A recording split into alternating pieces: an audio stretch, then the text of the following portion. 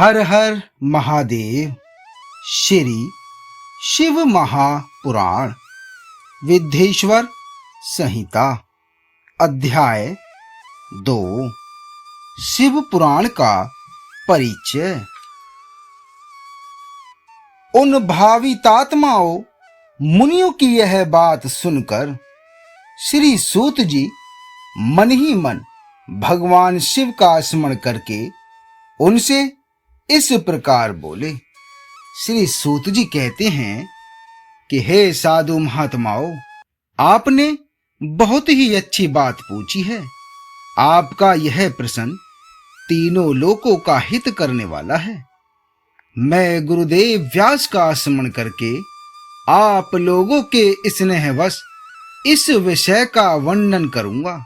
आप आदर पूर्वक इसका स्मरण करें। सबसे उत्तम जो शिव पुराण है वह वेदांत का सार सर्वस्व है तथा वक्ता और श्रोता का समस्त पाप राशियों से उद्धार करने वाला है। इतना ही नहीं, वह परलोक में परमार्थ वस्तु को देने वाला है।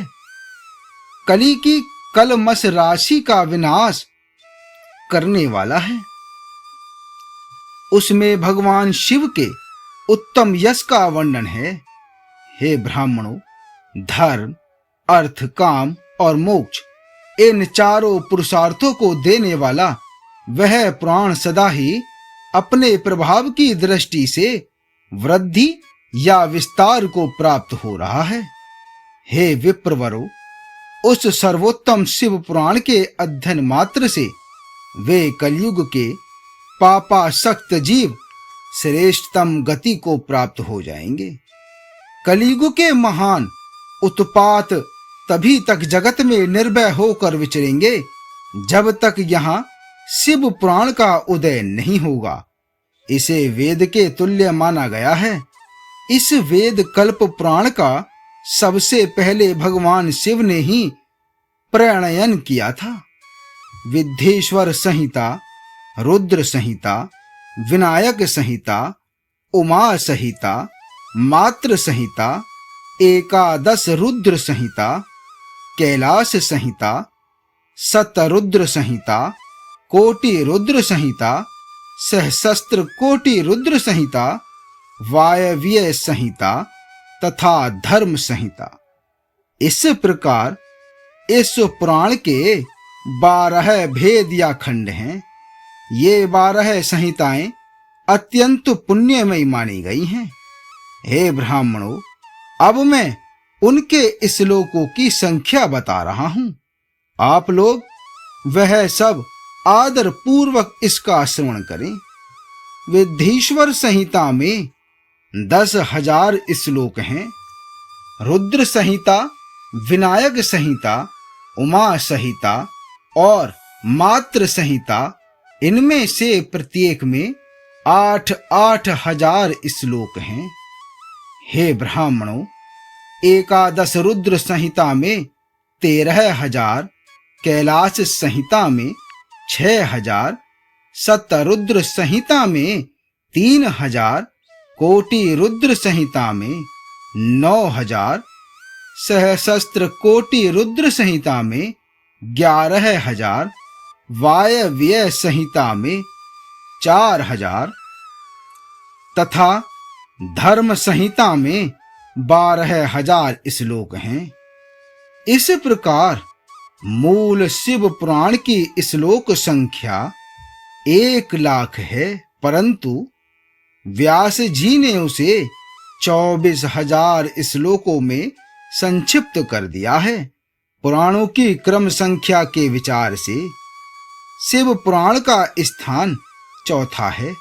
इसमें 7 संहिताएं हैं। पूर्व काल में भगवान शिव ने श्लोक संख्या की दृष्टि से 100 करोड़ श्लोकों का एक ही पुराण ग्रंथ ग्रथित किया था। सृष्टि के आदि में निर्मित हुआ वह पुराण साहित्य अत्यंत विस्तृत था। फिर द्वापर आदि युगों में द्वैपायन अर्थात व्यास आदि महर्षियों ने जब पुराण का 18 भागों में विभाजन कर दिया, उस समय संपूर्ण पुराणों का संक्षिप्त स्वरूप केवल 4 लाख श्लोकों का रह गया। उस समय उन्होंने शिव पुराण का 24,000 श्लोकों में प्रतिपादन किया।